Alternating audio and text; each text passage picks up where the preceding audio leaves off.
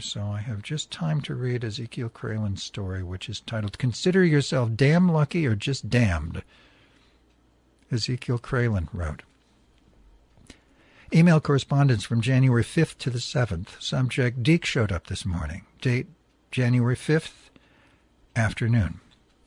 Around 8:30 a.m., and the rain had stopped earlier. I had just gotten up and poked my head out the window, and there they were, crossing the street in my direction. First thing he asked when looking up at me was, did he get the money? Of course, he meant Heimdall, who sold him the speaker. I told him, yes, he got his $150 right on time. To my surprise, the pups were still in their sweaters and dry. Not only that, his JBL Monster was dry, too, though unbagged. After I lugged the speaker upstairs and plugged it in, along with a pair of headphones and his smartphone, he told me he's got to go somewhere for 15 to 20 minutes. Just feed the dogs and watch them in the cart.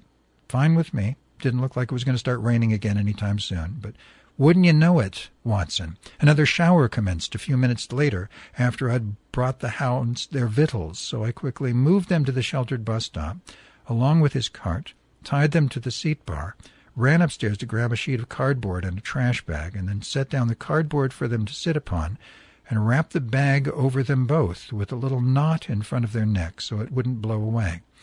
They sat very still and quiet, knowing this was the best spot at the moment, and they hate the rain. For your information, the bus shelters are verboten for the houseless to gather in, but screw it, I thought. There is no other protection nearby. Thanks to the fuckers sealing off the ATM alcove and gating off the last two remaining recesses of the vacant shops across the street to keep vagrants at bay, because they'd prefer to shove them in the bay if they could get away with it. His cart, by the way, contained my Teton tent, half sprawled over it, giving no indication whether or not he was able to set it up. I doubt it, and he wouldn't admit it if I asked. I didn't even bother to see if he managed to break one or two of the tent rods, because what's the point? I sat there at the bus stop, petting and speaking kindly to Flacco and Lucky, who I was glad to see were not shivering. Flacco gazed up at me with great fondness now and then. While her brother remained hunkered down beside her, I gave her little kisses which she returned and comforting scritches behind the ears. Their master finally returned a half-hour later, so I returned hovel to fetch a large plastic storage bin, one of 3 I had stashed in my loft, along with its lid and a dry sleeping bag. Unfortunately, Deke did not have the sleeping bag I gave him 2 days back, so I could take it upstairs to dry. Guess he just dumped it wherever once it got soaked. Damn it. I placed the plastic bin on its side beside the cart and threw in the sleeping bag, whence the mutts promptly stepped into the plush refuge and snuggled up together like yin and yang. I set the lid upon the top side of the bin, extending it outward to form an overhang, and secured the trash bag between lid and top so it extended down to the concrete, providing further protection from the breezy cold air. It also kept the sleeping bag from getting wet, even around the edges that stuck outside the bin. Deke was totally cool for the entire meet-up, gave me no grief whatsoever, no gripes, no insults, no nothing of a negative vibe. He did say he could use a few bucks, so I gave him 20, to which he exclaimed, "Wow, thanks." I reminded him that that will be deducted from his next payday, which isn't for another week. The rain poured down for another hour or so, during which time I remained upstairs for the most part, though I did step out twice to check up on the doggies and see how Deke was doing. The first time I did, a friendly black woman from Homeless Outreach Team had shown up to speak with him and then walked up Market Street as I approached. Deke said she's going to get him and the dog's shelter at 117 Polk Street, one of the spaces set aside for emergency housing. The Homeless Outreach Team agent said she'd be back shortly. She's got to make some calls and talk to someone else a block and a half away, so just hang in there. "But it's 3 to a room," he told me. "That's where Boulevard Joe is staying." "Okay," I replied. "It'll do in a pinch, just to keep the dogs out of the rain. And you have a friend there already, so that's nice." "Yeah, but I don't want to be stuck inside all day long, just sitting around doing nothing," he said with a shrug. "It's a weather emergency, Deke," I exclaimed. "You have the dogs to think about, not just your own needs. I'm sure they'd love to be inside, warm and dry. Any port in a storm, as the saying goes." But the hot HOT lady didn't return shortly. She took almost an hour, only to tell him she couldn't get him in there. "The place is totally booked right now." "Hang in there," she said upon departing once more. "We'll get you a place soon." "Well, you didn't want to go there anyway." I told him, and it's stopped raining for now, but the best deal is to push for a tiny home. 1-person limit, great for the doggies, more freedom to come and go too, but remember, everything you do in life is a trade-off one way or another, just different pluses and minuses. Scampy had shown up for a while. I saw them there beneath the super-duper awning when I stepped out a second time, checked on the dogs, then said, I'm going to buy a new pack of trash bags. I only have 2 left. You don't have to do that now. I got enough, he replied. No, it's okay. The rain's letting up, so I'm taking advantage of the break, I explained. Well, when you get back, bring down the speaker. You don't need to bag it. It's waterproof. No, it isn't, I warned. It's the JBL Party Box 300. I looked it up. The label says splash-proof, not waterproof. Big difference. I tried to persuade him to keep the humongous speaker with me while the rains last, but he said no. This is discouraging, as that means his furry friends will have to walk in the rain instead of being sheltered in the cart, warm and cozy. If only that speaker had wheels. At any rate, Deke's placid demeanor was most appreciated and impressive, but look what it took to get him there, a catastrophic storm front and the intervention of a cop. I wished him well with God's blessing and returned upstairs with that plastic bin in hand, after bagging the still-dry sleeping bag and tossing it into the cart, upon which he laid the Party Box 300 instead of those lovely canines. Signed Zeke K. Holmes. P.S. He lost Flacco's rabies tag almost 2 months ago. I keep forgetting to mention that. Lucky still has his. It's 4 o'clock, KNYO Fort Bragg. Ezekiel Kralin continues. Subject: the Castro may soon be repopulated by the homeless. Date: January 5th evening. Much to the outrage of local business owners, I surmise. See this article. Federal judge temporarily halts all San Francisco homeless sweeps amid major lawsuit against city. Federal judge temporarily halts all SF homeless sweeps amid major lawsuit against city. Date: January 7th, afternoon. Alvin Hope posted from the MCN discussion list. Frankly, it only makes common sense that if a city doesn't have a place to put them inside safely in a building, it should not be allowed to destroy what little shelter homeless people are able to construct for themselves. I replied, barbaric sadism overrides common sense here in the land of the free. The day America cares for its poor, feeds the starving, and houses the indigents is the day Cthulhu, the omnipotent one, returns to empower all LGBTs to lead the world to Oz. And I shall be the first president of Athenia, world's first queer nation, and the moon will turn into tofu bacon so everyone can be fed. Only problem is bringing it home. Wait a minute, no problem, because pigs will be able to fly by then.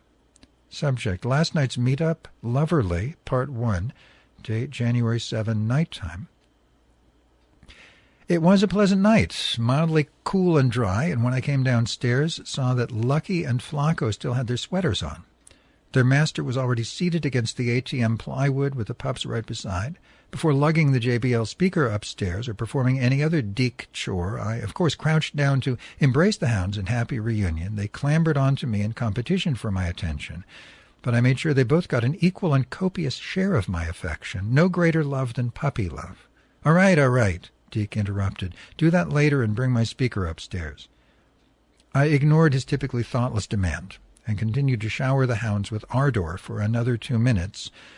So glad they fared through the storm unharmed. Honestly, though, I was surprised that Deke didn't gripe further, but respected my precious brief time with his charges. The huge speaker was still seated in the cart, so I tried to find the handle in order to get a good grip on it before lifting it onto the ground, which was difficult thanks to the double layer of trash bags that concealed the handle and were slippery to boot. I finally found it and gave a lackluster attempt at raising it from the cart before giving up. You do this, Deke, I said. You should have already set it down by the front gate so I could take it inside. But he refused to get up and chose instead to chide me. Come on, it's not that heavy. I finally managed to remove the speaker by wrapping both arms around it diagonally and carefully placing it down by my feet, then firmly grabbed the handle through the plastic wrapping. I'm really thirsty. Bring me a soda, he requested as I opened the front gate with some difficulty. No, bring me a soda and tea. So I ponderously lugged it up the stairs with assistance from my left thigh, pushing the speaker forward as I mounted each step, as well as pausing every few paces to relieve my hand or switch them. Yes, you got it, Watson. The fucking elevator's still out of order. More than 2 years by now. Once I plugged in the electronic beast, which took some frustrating moments because I had to tear open part of the plastic wrapping to get to the charging port. I poured a cup of ginger ale and brought it back down. Seeing as Flacco and Lucky were sitting on concrete, I extricated a couple of cardboard sheets from a nearby bin and laid them down by Deke. The pups instantly climbed aboard, a clear indication they prefer not to rest directly on the sidewalk, even when dry, except, I guess, during heat waves, where a shady spot offers them relief. But they are so patient and kind, they never complain, even though their master often denies them that little comfort. "Tea coming up," I chirped, then rushed back upstairs. I'll soon run out of his favorite tea, by the way, cherry, and switch him to blueberry, because I have 5 unopened boxes of it I purchased over a year ago. All berry teas are equally yummy as cherry, but I won't bother to tell him when I change over. He probably won't even notice, because I think it's the generous 2 tablespoons of raw honey that really whet his palate. Upon delivering the tea, I decided to sit down beside the Brindlekin for a friendly tussle, because they love that so much. Deke didn't seem to mind, which I did not expect, though appreciated sitting outside with him and the dogs for a while, a sweet interlude so rare in my world, as he usually forbids that ever since the hounds have been banned from my treehouse sanctuary. Better yet, he actually engaged me in conversation. Instead of his usual demand, I return hovel and be left alone, so his vagrant friends can visit minus my intrusion. Deke kicked off the topic. "I don't know where you get the notion that housing is a right by birth. Where I grew up, if you don't have a job and can't pay rent, you're dumped on the streets. In fact, it's like that everywhere else except this city. It's like living in fairyland here." How do I unravel all that, Watson? Well, somehow I managed, and miracle of miracles, he listened. Told him that Jesus says to feed the hungry, love your neighbor, and yes, house the homeless. But phony Christianity has taken over this country with the aid of corrupt billionaires and powerful corporations to do exactly the opposite. So while other democracies like ours are fulfilling the prophet's words to some extent, this nation is sliding backwards, as these rich punks in power are running around like clones of Michael Savage, king of hate talk radio, spewing his hateful rhetoric across the airwaves. And most surprising of all, Deke did not blurt out in opposition toward my mockery of Mr. Savage, but remained silent with open ears. Makes me wonder if I've suddenly been transported through Alice's looking glass, heavens to Murgatroyd. I also brought up FDR, a president so popular he was returned to the Oval Office 2 times. So 3 total terms. He bailed America out of the Great Depression, gave us Social Security, the Workers' Progress Administration. Work Project Administration is what that is, Work Projects Administration. So many other good things for the common man. And he even struggled as best he could to pass the Second Bill of Rights, which included an adequate income for food, shelter, and recreation, but that these other idiots in power obstructed its passage. Well, our companion democracies strove forward to achieve at least some of those goals they now have. Several times during my explications, Deke interrupted with the same old argument. "I never saw that in Louisiana. No job, no rent, and you're on the streets or in jail." After he iterated that 2 more times, I objected. "You keep saying the same thing, Deke. Stop occupying your mind with such a limited outlook. You're dwelling on unhappy thoughts. The world is changing very fast. Most of what you think is going on, including much of what you see happening around you, is an illusion. It's fake. Look deeper. Give yourself time to think things through with your own mind, not the mind of anyone else, like Michael Savage's words that have poisoned millions of souls across the world." I went on to describe how life is a kind of game, one with traps set here and there, and you need to figure out how to not get stuck in them. Traps of fear, anger, sadness, despair, and other negative mindsets. But anything you can't figure out, just use the following shortcut, which is don't let anyone or anything ruin your day. You don't need to understand a horrible situation before you can step out of it. And the best thing to do when you're really knocked down is to go out of your way and put a smile on someone else's face without telling them your own troubles. No matter how bad you yourself may feel, that is a necessary first step to climb out of whatever sad rut you're in. Everything that happens to you that you don't like is just part of the game.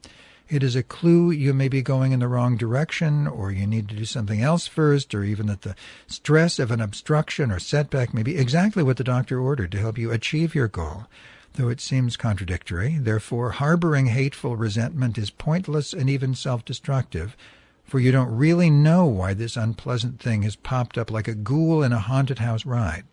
Much better to trust it's for your own benefit in the long run and move on from there instead of simmering in your own angry juices. This includes, for example, his own setbacks in finding a roof over his head, despite how long he's been trying and going through the proper channels.